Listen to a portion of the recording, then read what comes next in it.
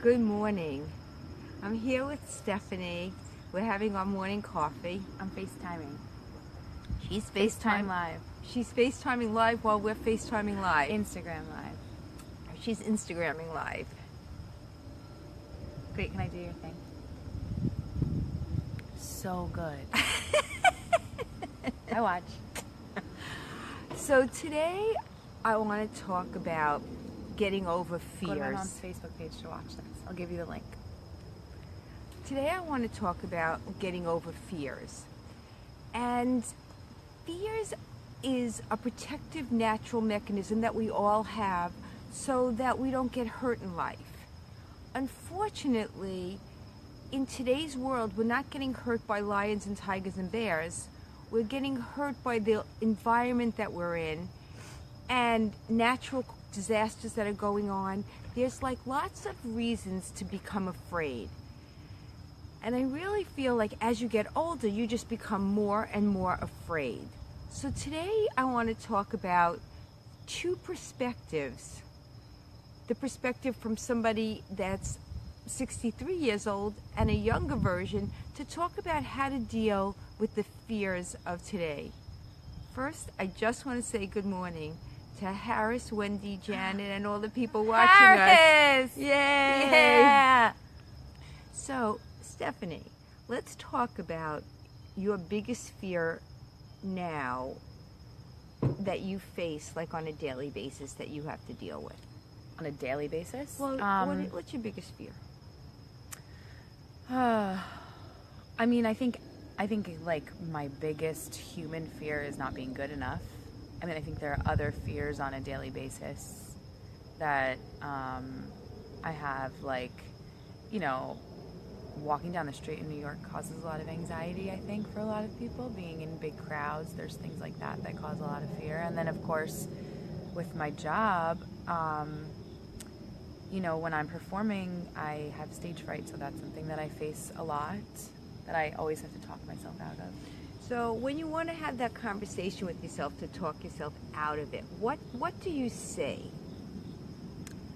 I usually just try and give myself a pep talk, like, I'm here for a reason, I am good enough, you've done this before, like trying to distract myself from the fear. I feel like when I was younger, I would just try to pretend like the fear wasn't there, like when I would go to auditions, and then it would work against me. And now that I'm older, I feel like instead of pretending like the fear doesn't exist, I just tell myself that it's something else.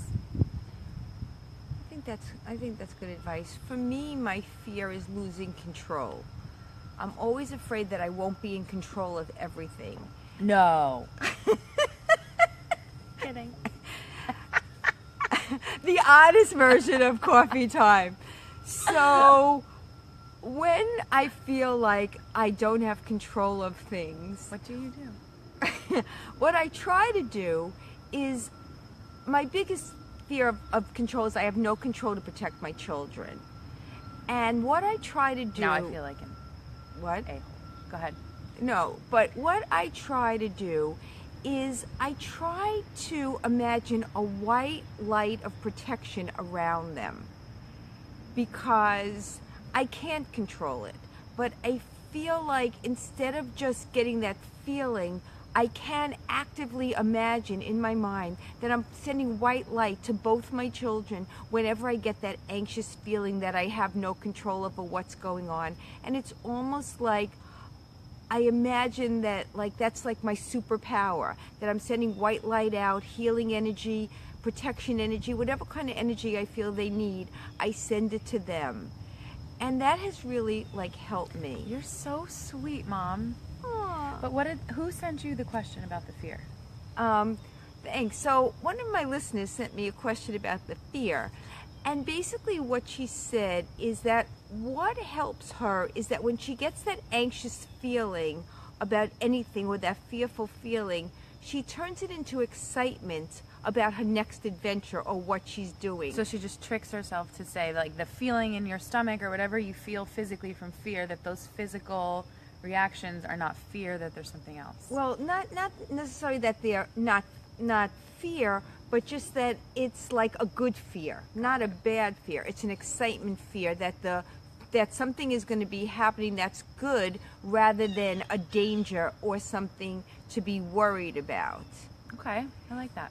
Yeah, I feel like I've tricked myself to do that sometimes.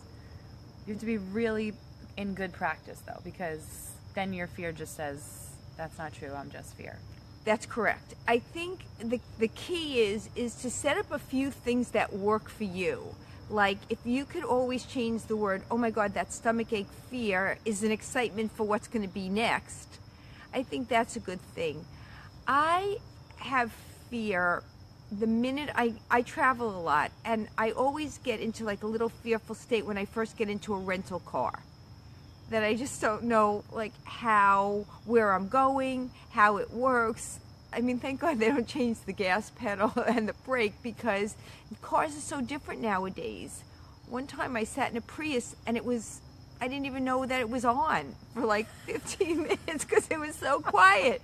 And recently I rented a car that just turned off at every time the car stopped, and I didn't know what to do. I was in stop and go traffic and it just kept turning off. I didn't know that you could press the A button and So how did you deal with it. the fear?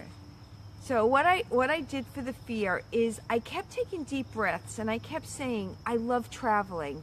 I love this freedom and I'm going to enjoy this freedom. And then as soon as I could, I pulled over, I called the rental car company and asked them what to do, and they helped me. And I think that when you take initial action to solve the one problem, you can limit your fears. And breathing is important. I think for me, you taught me that. I think breathing is really important, because I think that's a funny sentence, because like obviously breathing is important, but like remembering to breathe in your fear. And remembering not to breathe with just your shoulders. Like when your shoulders are touching your ears, it's hard to get a good full breath in. So you kind of have to, like, I always call this, well, I call it red light posture. So basically what you do is when you're in a red light, you take a deep breath, you lower your shoulders, you put your lips together, your teeth apart, and you take a deep breath.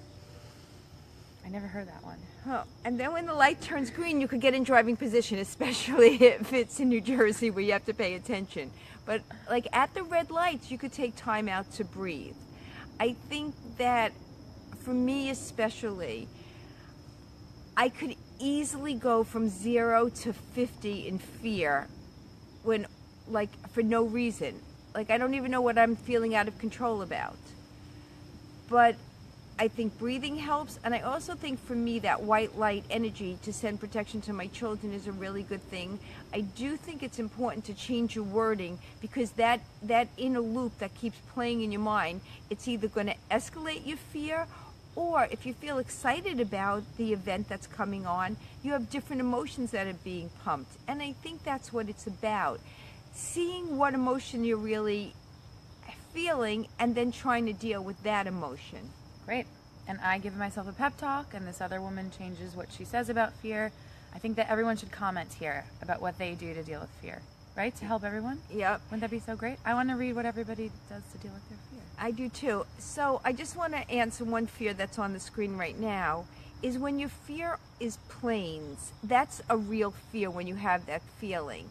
But if you focus on getting to your destination, and all the great things, all the people you're going to see, all the sights you're going to see, all the adventures you're going to have, the whole time you're there, it'll make the plane ride easier. Also, if you download a good movie or you bring a good book, or I have like my plane kit that has things that I like, essential oils in it, and a blanket and a scarf, and just wrap yourself in comfort while you're on the plane.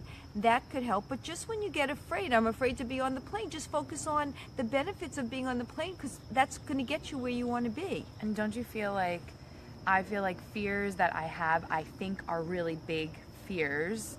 Generally, after I get to the other side of it, I'm like, oh, that wasn't so bad. So I feel like there's fears that I have of things, like people have big fears of planes or whatever. You know, I have this big fear, and half the time when I get to the other side, I was like, oh, the fear was, I mean, it's not like you're facing a bear or, you know, God forbid, one of these major natural disasters. I feel like problem with fear is that makes it seem like it's through a magnifying glass, like it's huge, but it's actually not as big if you're focusing on other things.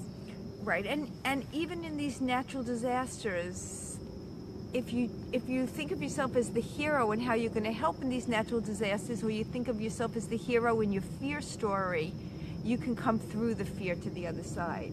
Don't you think that's true? I mean, I don't know. I'm not in Puerto Rico right now. Right, and our hearts go out to Puerto Rico. But hopefully there's lots of help on the way. Is this it? Bye, Harris. Thank you for watching, And and thank Amanda. you for joining us. Have a really great day. Bye.